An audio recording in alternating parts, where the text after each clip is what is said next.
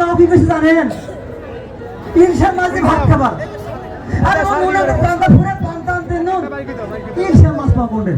তবে হ্যাঁ ওই হাড়ো যা ধান বেচিয়া বড় দেখে ইলশা মাছ কিনেন। আর মোর মায়ের জন্য এখন শাড়ি। আর মোর 6 মাসে ফুটফুটে পোয়াতি বউয়ের জন্য এখন লাল টুকটুকে শাড়ি কিনে। ও সবাই খুশি হইবে মেম্বার, ও সবাই খুশি হইবে। আরে বাপু, কথাটা তো ঠিক আছিস, কিন্তু এবার তো আমি চিন্তা করবে লাগছি অন্য একটা। কি চিন্তা বাহে? চিন্তা করবে লাগছি চারপাশে যে অবস্থা দেখবো লাগছি, তাতে কি এবার আদৌ তিস্তাটা হবার দিবে? ইয়ে এগুলি কথা কর না মেম্বার, এগুলি কথা কর না। আল্লাহ তো হয় লাগে, এই নিয়ে কথা কর না, এই নিয়ে কথা বলে না। আমার মুখ খেয়াল সাফ করে ওঠে। দেখছেন তো কতবার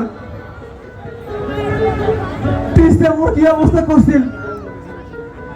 আর এমন ভয় দেখা না, এমন ভয় দেখা না মেম্বার।